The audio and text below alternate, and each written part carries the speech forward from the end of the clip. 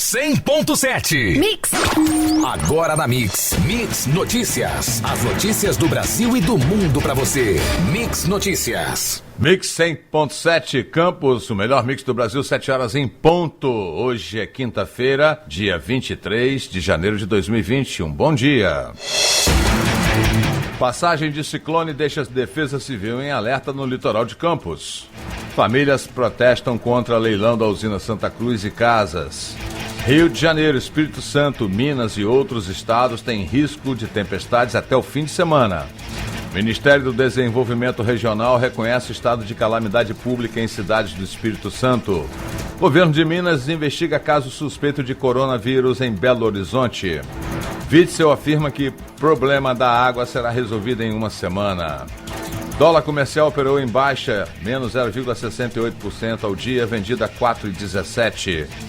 A arroba do boi gordo segue negociada a R$ 172,50 à vista no estado do Rio pelo segundo dia consecutivo.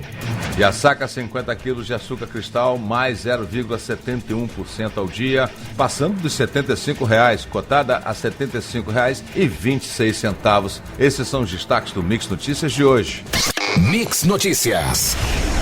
A Defesa Civil Municipal alerta pescadores e banhistas da Praia do Farol de São Tomé, em Campos dos Goitacazes, para a passagem de um ciclone em alto mar, que atingirá todo o litoral do estado do Rio de Janeiro, entre esta quinta-feira e o sábado, dia 25. A ocorrência do fenômeno foi divulgada em nota nesta quarta-feira pela Marinha do Brasil.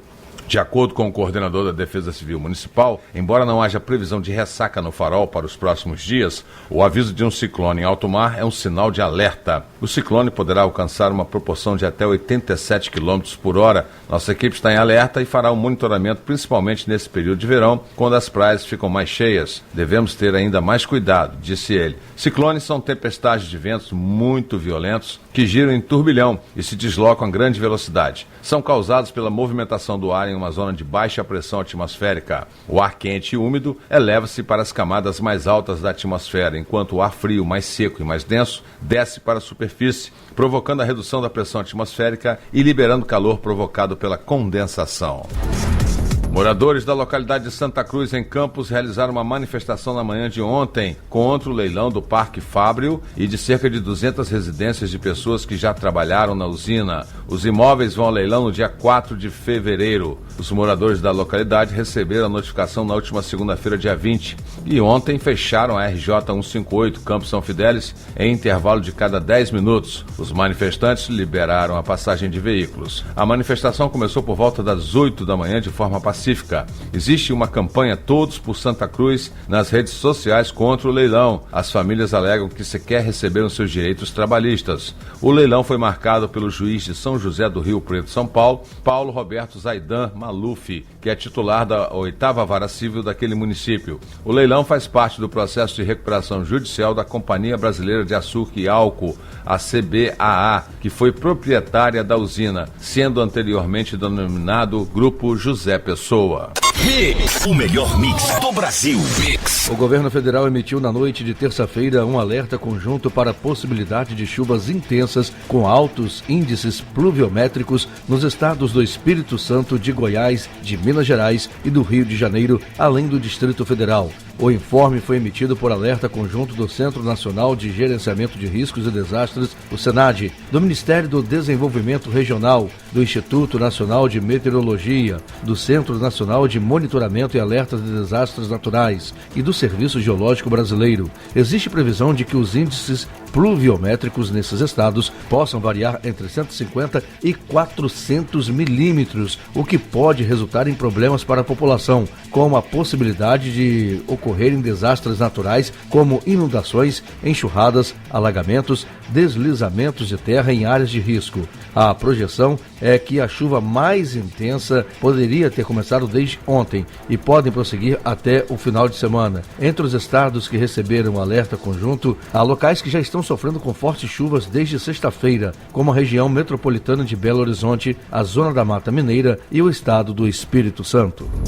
O Ministério do Desenvolvimento Regional reconheceu o estado de calamidade pública nas cidades de Alfredo Chaves, Iconha, Rio Novo do Sul e Vargem Alta, todas no Espírito Santo, por conta das fortes chuvas. chuvas. A decisão foi publicada na edição desta quarta-feira, dia 22, do Diário Oficial da União, e com o decreto de calamidade pública, as cidades podem ter acesso a recursos federais para ações de socorro, assistência, restabelecimento de serviços essenciais e reconstrução de estruturas públicas afetadas. As fortes chuvas na região causaram morte de 7 pessoas. As informações estão no boletim da Defesa Civil do Estado, divulgado ontem, após a localização na manhã desta terça-feira na cidade de Iconha do corpo do último morador da região que estava registrado como desaparecido. As outras 4 pessoas desaparecidas foram localizadas.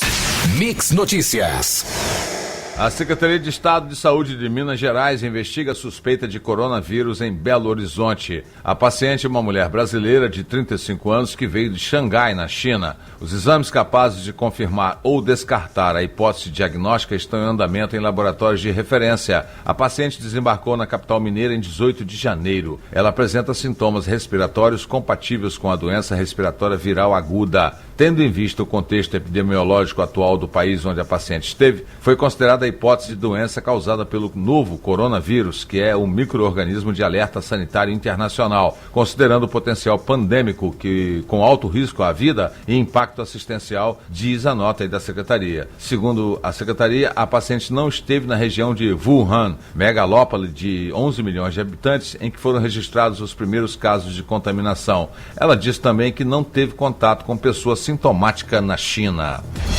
O governador do Rio de Janeiro, Wilson Witzel, afirmou que a situação da água fornecida pela SEDAI será resolvida dentro de, no máximo, uma semana.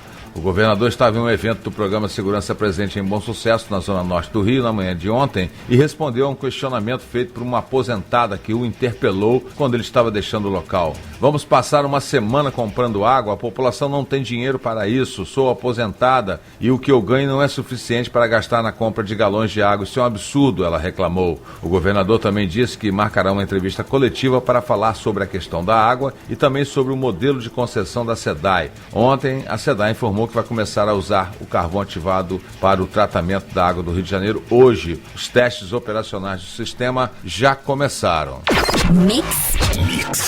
A Secretaria Especial de Previdência e Trabalho do Ministério da Economia informou ontem que foram processados 67.523 requerimentos de seguro-desemprego que estavam pendentes por conta da nova modalidade de saque do FGTS. Segundo o governo, o pagamento das parcelas está agendado para começar em 28 de janeiro. A regra estabelece que a liberação da primeira parcela ocorra 30 dias após a data do requerimento. As demais são pagas com intervalo de um mês, contando da primeira parcela. Segundo a Secretaria, pedidos que não tinham outros impedimentos já foram liberados e novas solicitações não devem ser bloqueadas. Caso isso ocorra, haverá um novo processamento. A consulta, a situação do requerimento poderá ser realizada pela internet ou pelo aplicativo da Carteira de Trabalho Digital. A venda de ações da Petrobras detidas pelo BNDES pode render mais de 19 bilhões de reais, segundo documentos divulgados nesta quarta-feira, dia 22, pela petroleira. Segundo o prospecto preliminar da oferta de ações divulgado pela Petrobras, serão oferecidas 611.835.583 ações ordinárias, com direito a voto da companhia. A venda dos papéis será feita por meio de ofertas no Brasil e no exterior, considerando o preço do fechamento das ações no dia 20 de janeiro em R$ 31,98. A oferta pode atingir mais de 19 bilhões de reais, já descontadas as comissões, segundo o documento. A oferta pública global tem valor de até 5 bilhões e 600 milhões de dólares, em torno de 23 bilhões e meio de reais, e haverá a alienação de até 9,86% das ações ordinárias da Petrobras, informou o BNDES em nota, acrescentando que a venda não envolve as ações preferenciais da propriedade do banco. Mix Notícias. Brasileiros nascidos em famílias de baixa renda levariam em média 9 gerações para atingir a renda média do país, segundo o relatório divulgado esta semana pelo Fórum Econômico Mundial. O dado ilustra a baixa mobilidade social do país, isto é, a baixa probabilidade de um indivíduo melhorar de vida financeiramente em relação aos seus pais. Em termos absolutos, é a habilidade de uma criança de ter uma vida melhor que a dos seus pais, explica o documento. Na Dinamarca, país apontado como o de maior mobilidade desigualdade social no ranking, a estimativa é de que seriam necessárias 2 gerações para que uma pessoa nascida na classe mais baixa alcance a renda média. Olhando para todas as economias e níveis de renda médios, as crianças nascidas em famílias menos ricas tipicamente enfrentam maiores barreiras ao sucesso, o que as mais nascidas em famílias com mais recursos. Além disso, as desigualdades estão crescendo muito em países que tiveram crescimento rápido, alerta o estudo. A perspectiva de analistas do mercado é que os países emergentes devem obter uma aceleração no crescimento em 2020, apesar de uma provável desaceleração na China. No entanto, a recuperação será em geral sem muito brilho e a América Latina terá o desempenho mais fraco entre o grupo de nações em desenvolvimento. Mesmo que esperemos uma recuperação cíclica para a América Latina em 2020, ainda estamos preocupados com a quase impossibilidade da região escapar de uma armadilha de baixo crescimento, afirmam economistas do Banco Citi em relatório. A previsão de crescimento do Citi para a Ásia é de 5,2% para este ano, enquanto para a América Latina é de 1,7%. Outras regiões também superam as expectativas em relação ao desempenho econômico dos países latinos-americanos. Para a Europa emergente, a perspectiva é crescimento de 2,6%. Para a África e Oriente Médio, a estimativa é a expansão de 3,2% este ano. O governo federal ainda não publicou os decretos que vão implementar as medidas emergenciais anunciadas na semana passada para reduzir a fila do INSS. São quase 2 milhões de pedidos de brasileiros aguardando uma resposta do INSS para aposentadorias e outros benefícios, como salário maternidade e auxílio-doença. Desses, 500 mil estão à espera de documentos que dependem do segurado, mas quase 1,5 milhão estão parados por falha no sistema. Não há prazo para que a situação seja normalizada. A expectativa do governo é de 8 meses. Oficialmente, o governo afirma que os decretos ainda estão sendo preparados, inclusive o que deve estabelecer a contratação de 7 mil militares da reserva. Termina no dia 31 de janeiro o prazo para empresas pedirem a adesão ao Simples Nacional, regime que simplifica os pagamentos de impostos e oferece um tratamento tributário diferenciado para micro e empresas de pequeno porte. O prazo vale tanto para empresários interessados em aderir ao regime pela primeira vez, como também para empresas que foram excluídas do Simples Nacional em 2019 e desejam voltar a optar por esse regime tributário. A solicitação de adesão é feita somente pela página do Simples Nacional. De acordo com dados da Receita Federal, atualmente são 14,1 milhões de empresas enquadradas no Simples. Mix Notícias. As ações dos principais frigoríficos brasileiros na B3, a Bolsa de Valores de São Paulo, estiveram em queda ontem, após informações de que a China está renegociando os contratos de compra das carnes brasileiras. Os chineses estão impondo descontos de 30% sobre o valor da carne sul-americana, afetando a rentabilidade das companhias. Desde dezembro, os importadores impuseram descontos de pelo menos $1.000 por tonelada sobre cargas que já estavam no mar, até mesmo nos portos do país.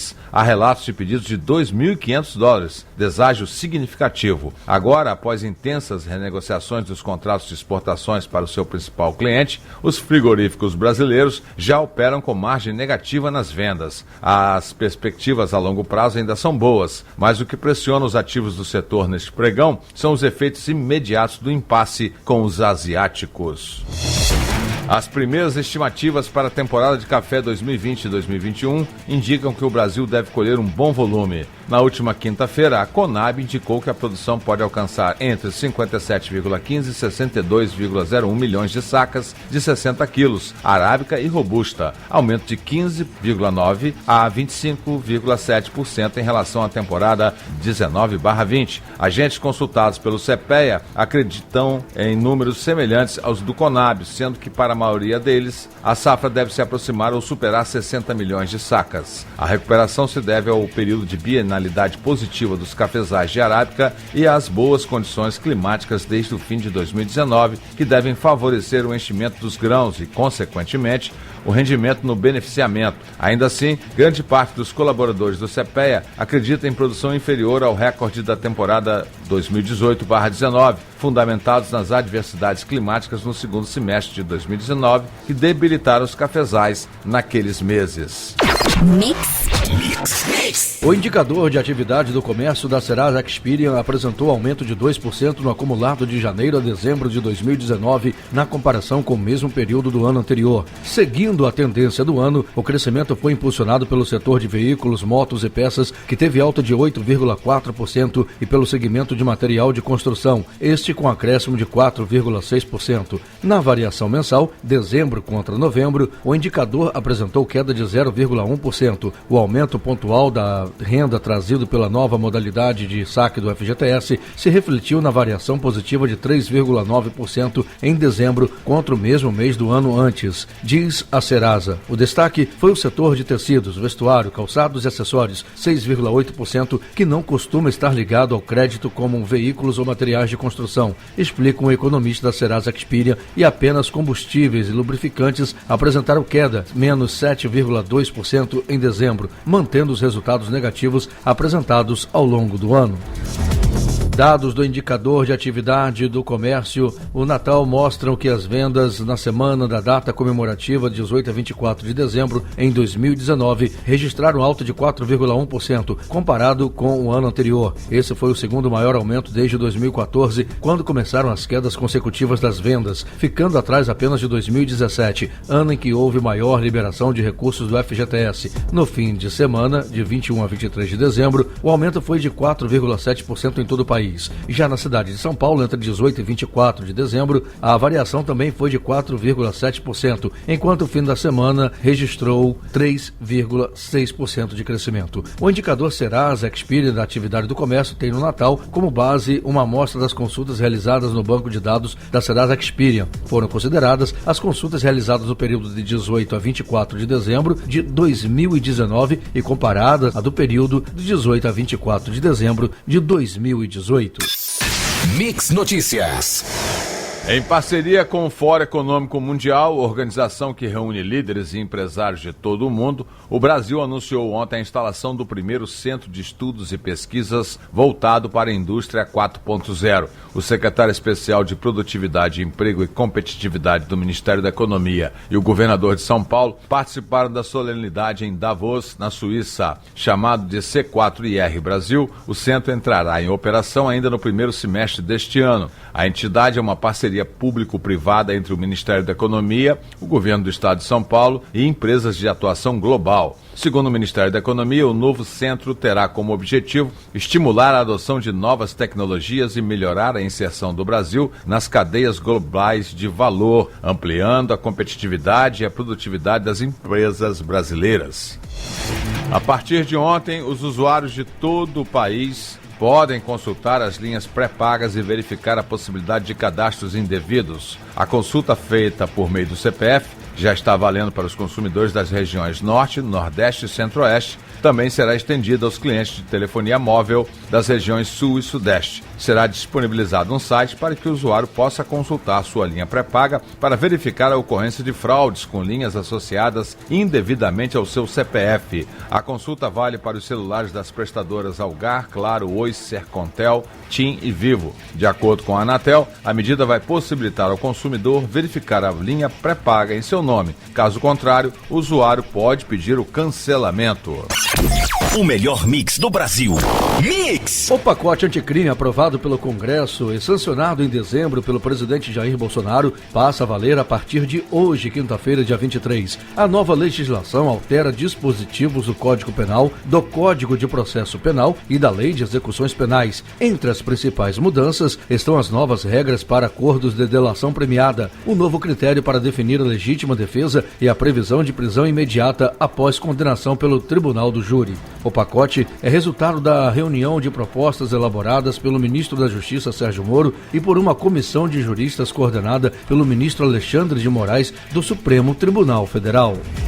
O vice-presidente do Supremo Tribunal Federal, o ministro Luiz Fux, suspendeu ontem, por tempo indeterminado, a implementação do chamado juiz de garantias previsto no pacote anticrime aprovado pelo Congresso Nacional em dezembro do ano passado. O juiz de garantias, criado pela nova lei, é um magistrado que atua apenas na fase de instrução do processo, que atua apenas nessa fase, autorizando a buscas e quebras de sigilo. Por exemplo, quando o caso é enviado à Justiça, esse juiz dá lugar a um novo magistrado que atua no julgamento julgamento propriamente dito. 4 ações questionam o tema no Supremo e são relatadas por Fux. O ministro também está encarregado do plantão do STF no recesso do Judiciário. Caberá a ele liberar o processo para a pauta do plenário. A decisão de Fux ocorre dias depois de o presidente da Corte, ministro Dias Toffoli, adiar a implantação do sistema nos tribunais por até 180 dias. Essa decisão foi revogada pelo relator. Além do juiz de garantias, outros 3 mecanismos do pacote anticrime foram suspensos por Fux na decisão. Mix Notícias. O presidente Jair Bolsonaro embarca na manhã de hoje para sua primeira viagem oficial à Índia. No país, ele participará das comemorações pelo Dia da República e terá encontros com empresários e líderes políticos, entre os quais o primeiro-ministro e o presidente da Índia. Convidado de honra do governo indiano para os festejos da República no domingo, dia 26, em Nova Delhi, Bolsonaro também deverá ir a Agra para conhecer o Taj Mahal, um dos principais pontos turísticos do país. Os compromissos oficiais só começam no dia seguinte e o desembarque em Brasília está marcado para terça-feira, dia 28. Segundo Itamaraty, Brasil e Índia estabeleceram relações diplomáticas em 1948, um ano após a Índia declarar independência em relação ao Reino Unido. Os ex-presidentes Michel Temer, Dilma Rousseff, Luiz Inácio Lula da Silva e Fernando Henrique fizeram visitas ao país durante seus mandatos. O vice-presidente da República, Hamilton Mourão, admitiu nesta quinta-feira pedir dinheiro para países ricos para financiar projetos para a proteção da Amazônia. Em agosto, o governo rejeitou a oferta de 20 milhões de dólares dos países do G7 para ajudar no combate às queimadas na Amazônia. Rejeitou, mas depois eu vou lá com a cara de pau e peço, disse Mourão em entrevista completando. Quando você vai receber o dinheiro do exterior, tem limite. Seu livre-arbítrio tem que ser respeitado. Em agosto do ano passado, o Ministério do Meio Ambiente da Alemanha decidiu suspender o repasse de 155 milhões para a preservação da floresta e da biodiversidade em razão do aumento dos índices de desmatamento na região. A Noruega também bloqueou o repasse de 132,6 milhões para o Fundo Amazônia. Na ocasião, o presidente Bolsonaro afirmou em entrevista à imprensa que a Noruega devia usar o dinheiro para reflorestar a Alemanha. Mix. Todo cidadão tem assegurado seu direito à livre manifestação durante eventos esportivos e é proibida, neste caso, a censura prévia por agentes de segurança públicos ou privados. É o que determina a Lei 8.708/20, que foi sancionada pelo governador Wilson Witzel e publicada nesta quarta-feira, dia 22, no Diário Oficial do Executivo. A medida, que é dos deputados André Siciliano, Carlos Mink e Zeidan Lula, altera a Lei 6.615/13 e assegura a manifestação de integrantes de torcidas organizadas e torcedores em geral por meio de camisas, faixas, cartazes, bonés, bandeiras. A proposta, porém, não isenta torcedores por mensagens homofóbicas, racistas e de intolerância religiosa. Em caso de descumprimento, os infratores estarão sujeitos à advertência seguida de multa de R$ 150 por cada censura praticada. Em caso de reincidência, a multa poderá chegar a R$ 1.026 por cada ato de censura. Toques de primeira, transição rápida, entrosamento e uma vitória que dá confiança. O Brasil venceu com facilidade o Uruguai por 3-1 nesta quarta-feira em Pereira, na Colômbia, e terminou a segunda rodada do pré-olímpico na liderança do Grupo B. Pedrinho, Matheus Cunha e Pepe marcaram os gols brasileiros e Bueno diminuiu para a Celeste, que pouco ameaçou a vitória do time de André Jardine. Ainda falando sobre esporte, sobre o futebol, o primeiro clássico carioca da década foi um Vasco e Flamengo recheado de garotos e reservas em um Maracanã em dia de baixo público, 25.738 presentes. Longe de ser um bom espetáculo, melhor para o rubro-negro. Com seu time alternativo devido às férias atrasadas do elenco principal, o time de Maurício Souza venceu por 1-0 com gol solitário de Lucas Silva no reencontro com Abel Braga. Você ouviu Mix Notícias. Mix.